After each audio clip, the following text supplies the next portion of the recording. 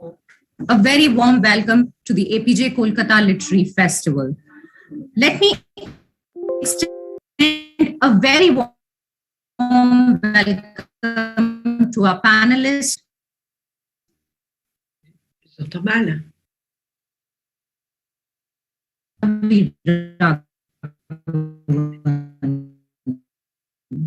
The connection. Today we are discussing this. Nita, the and I'm pleased to announce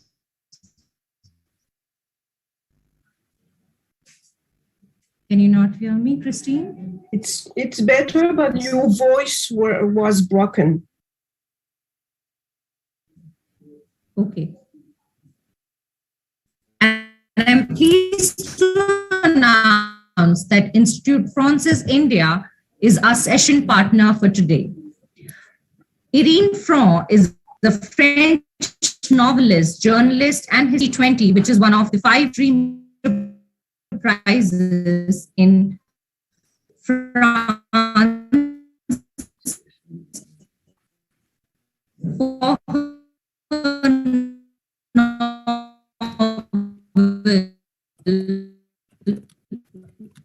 Crime Sounds Importance. Nita, I'm so sorry to interrupt you. It's really bad connection. If my connection is good, I can introduce Irène, Frain, and Arunava, Sinha, if you agree.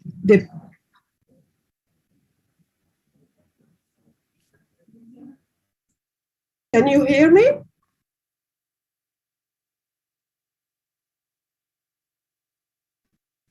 Oh, I can hear you perfectly.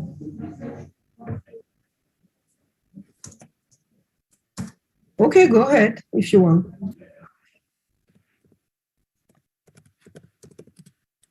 So, introducing the panelists for the day, Arunava Sinha is an award-winning translator. He translates classic, modern, and contemporary Bengali fiction and non-fiction into English.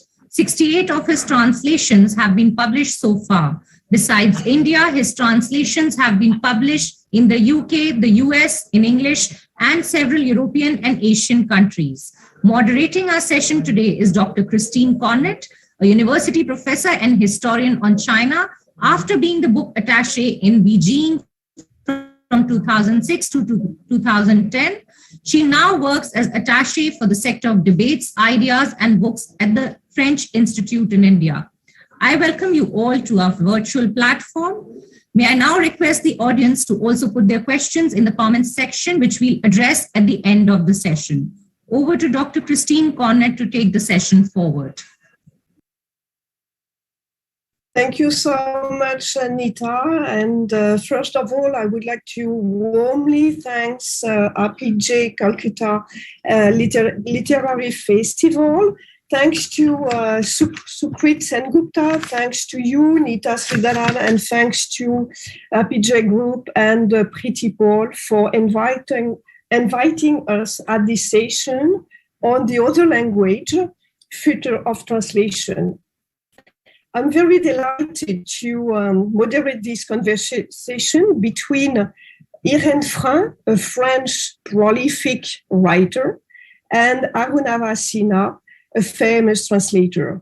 And before beginning this discussion, this conversation, I would like just to mention some specific element of the biography of Irène Frain and Arunava Sinha, because it's very important according to the subject of this conversation. And thank you, Sinduja, to assist Irène Frain if she needs your help. Thank you so much.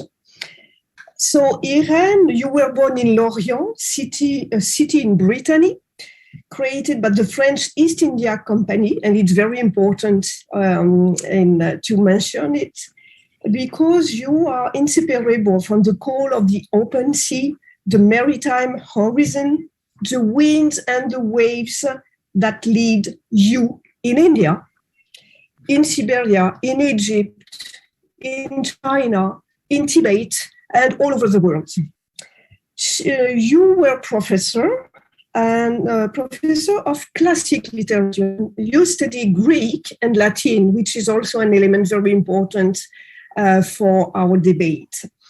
I think you are historian and journalist and famous writer. You wrote books on India, and the first novel, Le Nabab, published in 1982, will be translated into Hindi and Bengali in the coming months. So thank you, Apeejay Group, for supporting this translation. You embrace all literary genres, but the common point of all your work is that of search of history, traces, and memory. You receive a lot of awards, and I don't want to mention all the awards.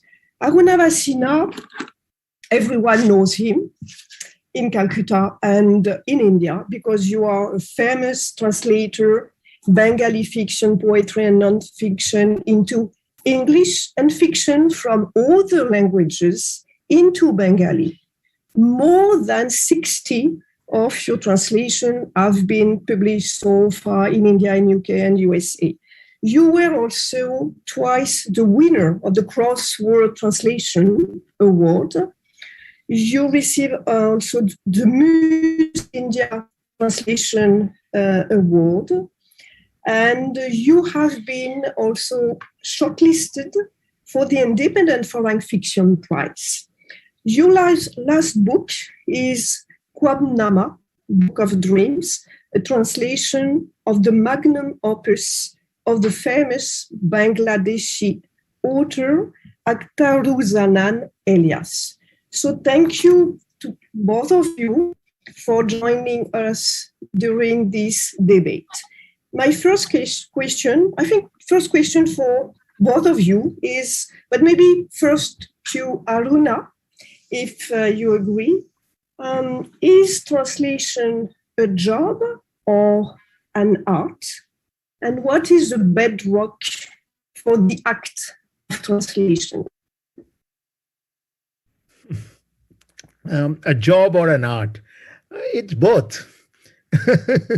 It's certainly an art. It's an art. It's a science. It's a bit like architecture, which is a confluence of the sciences and the arts, because you have to know some hard techniques, but you also have to improvise and be creative. I think the bedrock of translation is reading and listening. You have to read very, very sensitively. You have to read the text more closely, perhaps, than even the author of the text reads it. You certainly probably know the text more closely than the author knows it. And you listen to the text a lot. You don't only read it with your eyes, because you have to know what it sounds like, what its cadences are, what its music is, what its silences are, when you take it into another language. So I would say reading is all important. Irène, if I'm not wrong, most of your books, a lot of your books you published, 43 books in 43 years. So it's a huge corpus of writing. And your books have been translated into Chinese, Swedish, Serbo-Croat, Russian, European languages. How do you manage this relation between your work, so your language, with the translators in these different languages? Of course, I don't speak Chinese or Korean or Serbo-Croatian or Polish or Russian, but I can have an idea of the work of translation in Latin languages like Portuguese or Spanish or Italian. And because of the fact I had taught Latin and especially Latin in Sorbonne University, and I had studied Latin classics from my when I was very young. But I tried to have a look on the translations, but I understood that it was not my these languages were not my native languages, and I can. I was, very surprised, and I can't have an idea of if it was a good work or not. It was impossible. So I quickly gave up because there is always a huge gap between the written language and the spoken language, even in English, because I can read English, but when I discovered the translation of my book about Fulan Devi, I think it was translated by World Books in the 90s, with the title The Bandit Queen. I don't remember exactly. When I discovered the English translations, I discovered some aspects of my writing I was not aware of. And it was a big, huge surprise for me. I discovered that the richness of my vocabulary, because I was used to read academic texts in English, which are supposed to be objective and neutral, or I read journalists, and journalists are meant to be effective, but I didn't know in English, I didn't know the literature in the original language. So when I discovered, I was surprised to discover that I used so many images, and that my text had sometimes a certain poetry. So it left me wondering, very wondering, and and that I discovered also that reading newspapers written in English, British, or American, the approach of the subjects they were talking about was very different in France, in Great Britain, and in USA. So this due to the different standards in these different educational standards in these different countries. But these differences in education norms are themselves the result of different cultures and thinking. So I have come to think of every language as a home. You live in your language as your house, and it is up to the foreigner who knocks on your house to make this effort to see if the house works, if he wants to be well received. And in this point of view, the translator, the work of the translator is an art, not only a technical work. Well, in my case, I think the biggest difficulty is that the two languages come from two entirely different cultural systems. So while there is a lot of commonality between the different non-English languages of India, or for example, the Latin languages or the languages of Europe for that matter, If you look at their origins, the Bengali language and the English language has virtually nothing in common.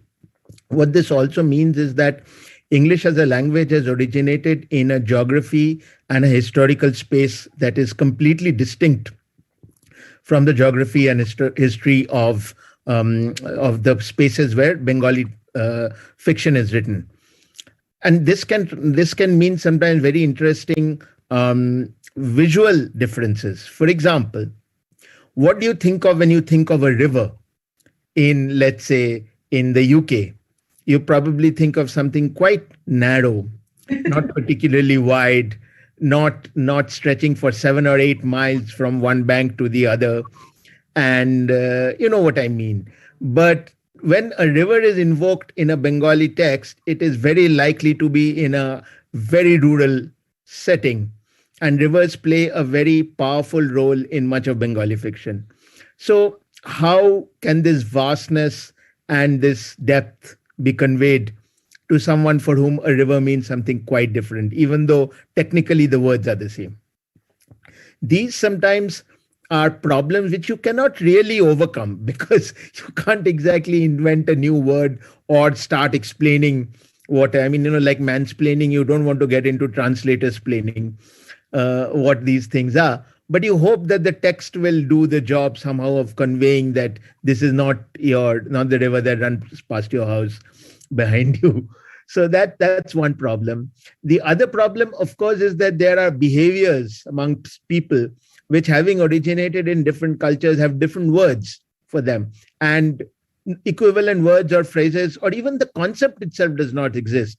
There is one example that I never tired of giving, and I will give it here again, which is, for example, Bengali-speaking people, indeed many people in India, one of their displays of tenderness is to very gently run their fingertips across somebody's face or arms. And there is a very short term for it. It's called Hath Bolano. And when that word phrase is used, it implies a flow of affection, a flow of compassion. Very often it comes from older people to younger people. And yet imagine how creepy it is to describe this in English words. When if you say that he ran his fingertips across her face, it is certainly not a gesture of affection or even neutral tenderness. No, it is something else altogether. So these are very interesting problems. And in some ways, they bring forth to you the differences in our actions. And yet you know that what lies behind them is universal. What the people feel is not different. Cultures don't determine what you feel, right? They may determine how you express it. So how do you get to that core where at least the reader who comes from a different language will arrive at the same emotional space? So these are very interesting challenges of translating from two languages that are very far apart in cultural origins. Thank you, Arunava. A question to both of you. What do you think of the Cicero quotation? I read it in Latin at first and then in English. Non verbum de verbo, sed sensum exprimere de sensu. Not word for word, but sense for sense. What are your reactions, both of you? Would you like to go first?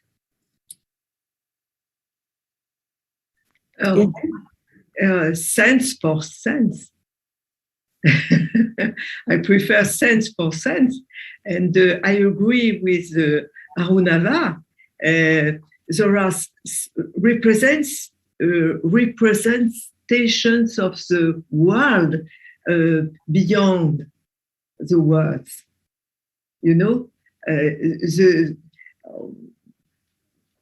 When I read the English translation of my book about Fulan Devi, I felt that my representation of the relationships between people was very emotional. And je me suis demandé je me suis demandé, I asked myself, that's correct. I asked myself, but are Indian people like that? And I was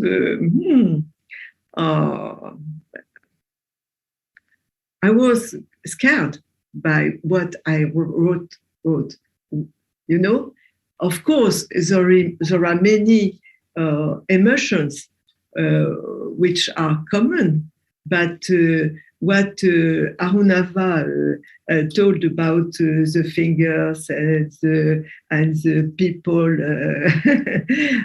and the contact, the physical contact with people are very different from a civilization to another. So, and when you speak about rain, for example, it's not the same in civilization and another. For example, I am not I'm not only French. I am Britain. I was born in Brittany, and as you know, maybe you know, in Brittany, it may rain a lot, several times in a day, you know. And in the Breton language, where we have 10 words to say, to mean rain, because there is the very tiny rain and the rain from tempests, you know, and the normal rain, which is not so huge, you know, but Britain people have many see the differences between the rains, and French people don't see. They say, oh, in Brittany it's always raining. So how to translate? Yeah, this is a good example. And Arunava, what is the most exciting part about translation? I think perhaps the most exciting part is when you feel that the text that you have read, the text that you're translating from, is coming alive in a new language, in a new set of clothes, as Walter Benjamin said, but nevertheless coming alive in the same ways, with the same richness and the same detail and the same ambiguities and the same question marks and the same doubts, as well as the same certainties. When you feel that is happening in the new language, in the new version, then it is really exciting. Because then it is like, I don't know, I don't think there's an equivalent for it.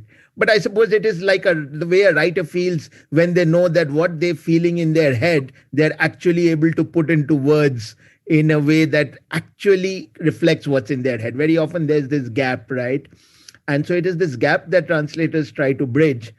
And when it happens, it's a moment, it's not just excitement, I would say it's a moment of euphoria.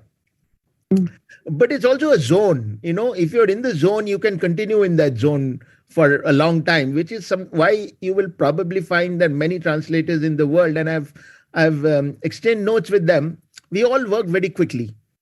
Because when you're in the zone, you don't want to let go.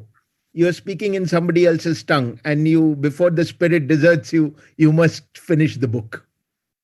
And what aspects need to be kept in mind while translating? I think most of all, the risk is to reduce the richness of a work, because as a reader, you read it a particular way, but different readers will read a text in different various ways. And your job as a translator is to leave the possibilities open for the reader, to not explain it to them, to not to reduce the possibilities of a text to just one version. That can be the biggest trap, because if you really like a work very much, very often you say, okay, this is what this work means, this is what this work is, and that is what I'm going to put in the new language, and you may completely leave out other possibilities in the process. And I really believe that a good work, a great work, will be full of many possibilities. And these new possibilities will emerge with time and space. The way you read it today is not going to yield the way people will read it 10 years from now. So like the original work in the original language, your translation too must be open to being read in all those different ways 10 years and 20 years from now. So to not make that happen is perhaps the biggest pitfall. Thank you. Irène, I don't want I don't know a lot about your next book, but it's about language. One aspect is language, yes, and to understanding of language. Yeah. About an unknown language and how to understand a language when you have no care, but you have another care, which is your heart and your sensitivity to the word of the other, of other with the l'autre. I don't know. The title. But your heart can make mistakes. That's why I am very impressed by what Arunava said about the ambiguity. Because I feel, Arunava, you are very respectful about the books you translate, but this respect is a source of creativity, and it's I'm sure you know the book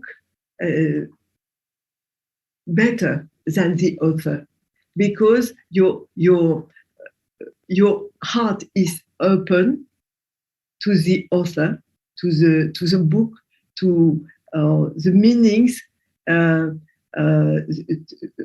what the author put in the book, but the author doesn't know, And I'm sure that you are so.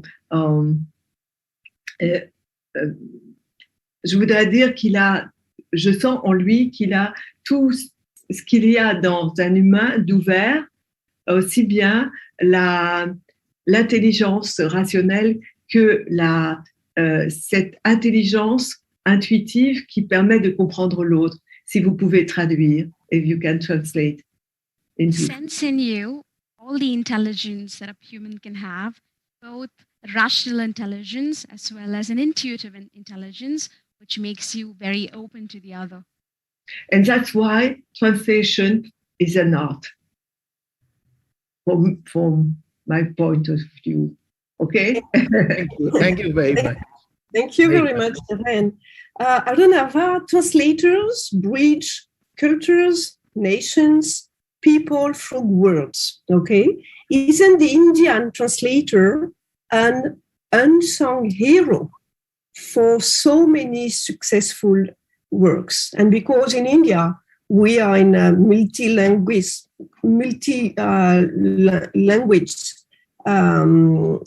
country, so isn't the Indian translator a hero for so many successful works? I mean, the plasticity between all languages. I'm always impressed when I meet somebody, some Indian. Minimum, all of you speak 3 languages. Your mother, your father, and the place where you live. Even if you only pick up some words, but you are able to speak. Not necessarily to translate, but also because you translate fiction from other languages into Bengali. How do you manage these all languages? Well, first of all, as you just said, Christine, every Indian is a translator. We are forever moving between different languages, and we do it quite self-consciously. There is no formal awareness of the fact that we are doing it. We are code switching in our conversation all the time. We are able to grasp ideas in different languages and use the best possible words sometimes. You will find many Indians speaking in the course of a single sentence using words from 2 or even 3 languages. They will just choose the word that suits them best given that particular idea. So literary translation or translation of text is sort of taking that identity into a formal space. So I am always very worried whenever words like hero are used for anyone. This valorization of any activity scares me very much. We also live in times around the world where I think we have forgotten that human beings are all equal. And I am very hesitant to make anyone seem superior to others.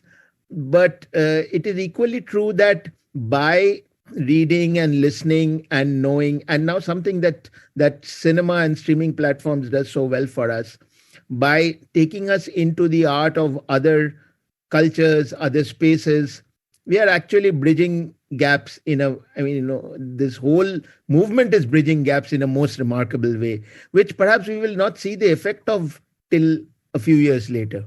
I think we are right now in the middle of that movement where you are no longer limited to the art of your own geography. The literature you read, the movies you watch, the music you listen to, the memes you see, they come from all over the world. And the impact of that is surely going to be felt a few years later. And I believe that it will do a great deal of good for all of us. I'm quite sure of it. Yeah, but the impact of this, Netflix, cinema, etc., movie, and the way of absorbing different words. Do you think that it enrich your language, or a contrario? Does it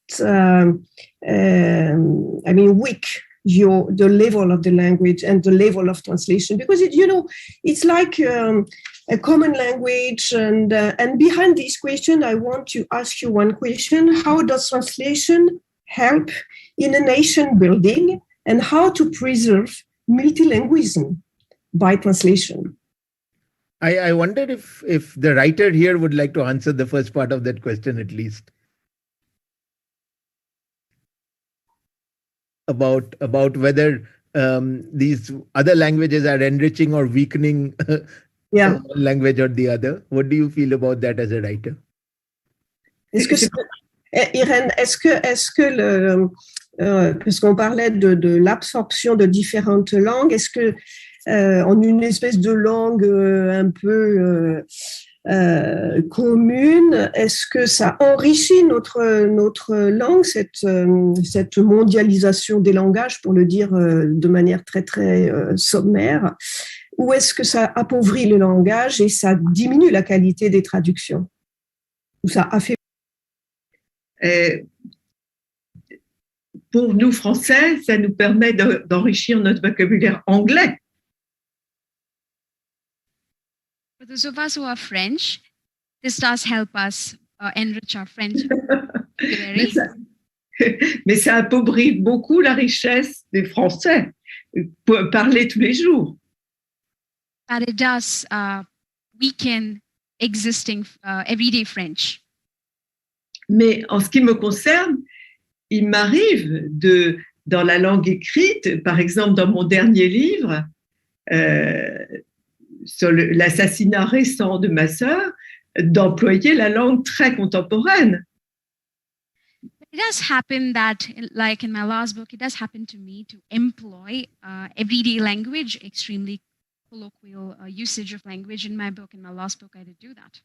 Parce que le livre est très réaliste.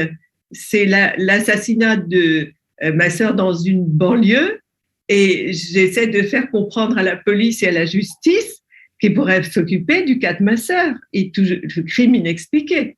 Et dont on ne s'occupait pas. Donc, j'ai employé les mots d'aujourd'hui en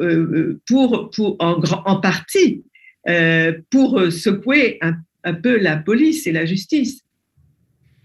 The book, of course, is really realist, and I talk about the assassination of my sister, which took place in the suburbs, and I have to explain this to the police and get justice. So I am employing contemporary terms to be able to bring attention to it and to get to justice, get law and order forces moving. Ça s'était passé dans une banlieue où il y avait où une très grande violence s'est manifestée sur une vieille dame. C'était très violent et le livre est très sobre. Il est écrit dans une langue littéraire, mais je pense qu'avec la langue quelquefois réduite, des éléments de la langue réduite avec peu de vocabulaire qui règne dans certaines banlieues, en reproduisant ça, ça a donné beaucoup plus d'efficacité de compréhension au livre. Et c'était essentiel. Il fallait que j'aille dans ce monde de la banlieue pour faire comprendre ce que c'était la violence ordinaire en France actuellement. Je n'avais pas d'autres moyens. J'ai pris les moyens du bord. So this was an assassination that took place in the suburbs. A great violence was perpetrated on an old lady. And of course, the book is violent and dark. And this is a book that's written in literary language, but I did have to use elements from contemporary everyday language, the language of the suburbs. And of course, to recount the event, I did need to get into that world, the language that is spoken in the banlieue, in the suburbs. I needed to employ that to make the book comprehensible, to make it understandable and accessible. Et l'impact du livre a été d'autant plus important que on ne me connaissait pas comme auteur dans ce registre. And the book's impact was, of course, more important given that in this I'm not a writer known for writing in this register. Mais c'est un langage composite puisque le livre se termine par un poème que j'ai écrit et qui n'est pas du tout le langage des banlieues. Because the book is written in a very composite language because I do end the book with a poem. And the poem is not written in the language of the suburbs. Alors, j'ajouterais une nuance. C'est que actuellement, l'importance du cinéma, des séries, fait que la langue littéraire française a changé et que un livre écrit avec des phrases très très longues, comme celle de Proust, ne pourrait plus être audible à l'exception d'un public très restreint. Donc souvent maintenant, dans les ouvrages français, les phrases sont courtes, comportent beaucoup moins de subordonnés, de relatifs, de ce dont la langue française classique était très remplie. So I would like to add that cinema and television series are increasingly popular, and that has, of course, changed the face of the French literary language. We can no longer use long, never-ending phrases, sentences like Proust would do, which, of course, if used, would be only accessible to a very limited audience, a very limited number of readers. And, of course, the language has now been adapted. It's shorter these days, and it's no longer like one finds in a classic. Et j'ajouterais aussi que le premier à avoir utilisé un langage très sobre dans la littérature contemporaine, ça a été Albert Camus. Et si vous comparez L'étranger de Camus actuellement à Sartre le Sartre autobiographique du texte Les mots, indiscutablement celui qui a le plus de pérennité, qui est toujours aussi frappant, est celui très sobre de L'étranger de Camus. Donc, on peut faire aussi de la littérature avec de la sobriété, des phrases courtes et pas seulement des langues, des grandes descriptions ou des phrases compliquées, mais je terminerai en disant tout est possible en littérature. Il ne faut rien s'interdire. I would also like to add that there is a writer, famous writer, who uses very sober language indeed, and that's Albert Camus, the famous writer behind the book The Stranger. And if you compare him with the works of Sartre in his book Les Mots, you would see that the book that has a more eternal voice is going to be that of Albert Camus. And I would like to say that you can make literature with extremely sober language. And I would like to end today saying that anything is possible in literature. We cannot say only one template works. And anything is impossible in translation, no, Arunava? And everything is possible, yes. Yeah, I want to ask you maybe a last question, because I think, it's time to listen to the question from the audience. But first, I want to ask you, what is expectation for the future of translation? Because it was the title of the panel, the other language future of translation. Yes. Your expectation? My expectation is that we start reading books from all over the world. And of course, translation is the means. And that most important, that publishers don't act as gatekeepers of what will make it to readers' hands on the basis of their projections of how many copies a book will sell. If you only decide to publish what you think will sell, you will never publish anything new or original. You will only publish what has been published before, a different version of the same book, because that sold 10,000 copies, so will this. That's not how you take things forward. And literatures grow by absorbing other literatures. So that is my hope, that this huge corporate publishing structure that has been created does not block the publishing of literatures from around the world in every country in the world. On the contrary, that it opens the gates to everyone. Irène, quelles sont vos attentes? Votre attente? What is your expectation for the future of the language of translation? Not only for me, I expect that more authors in Western countries make the effort to understand the culture they are writing about.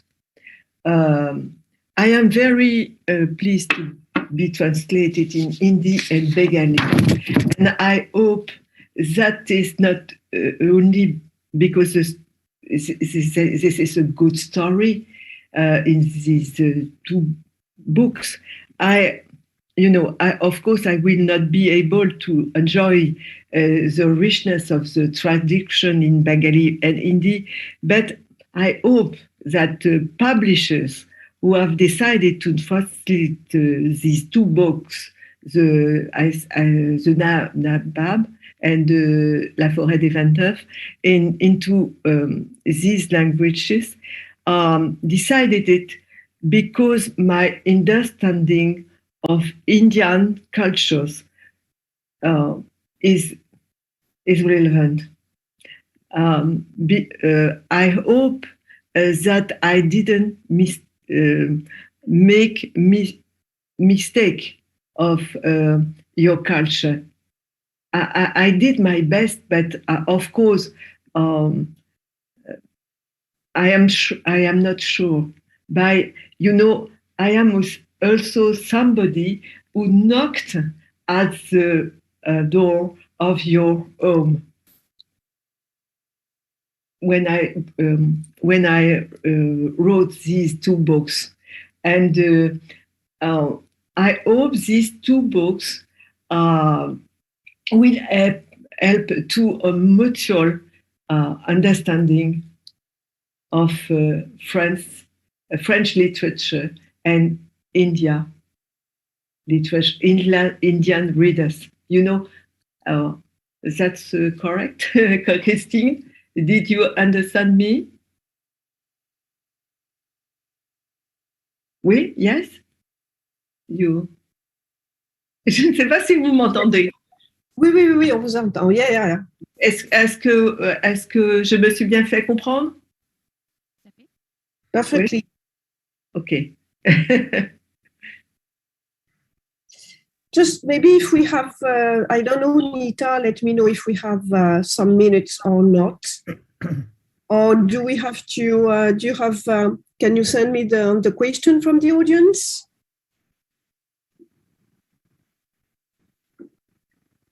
Okay, waiting for the question from the audience. I wanted to come back to you, Arunava, about Kwabnaba, the last book that you translated. Kwabnaba was published in 1996, and it's a deeply political novel, and so I wanted, and also historical. I mean, the context, the historical context is quite complex. So, as translator, did you have to do some research? I mean, some investigation about the historical context of this partition of Bangladesh, or how did you work? Because it's really in a particular context in this part of India before the independence. Yes. Well, in a sense, this is part of our living history. So it's not an alien subject which needs us to go and research from scratch. There were some specific aspects of the history. Most interestingly, something called the Tebhaga movement, which was a movement started by farmers. So the way it worked was that you had the landowners who were given leases over large tracts of land by the rulers, and then they further sublet them to others who would then hire farmers to plow on their land and do all the hard work. So the farmers wanted to keep 2/3 of the harvest and give the owners 1/3. This was called the Tebhaga movement, and it became a huge political movement for obvious reasons, peasants' rights. So there were some details that I did read up and enjoyed reading up very greatly. But this history is very much a part of our own lives and our own backgrounds.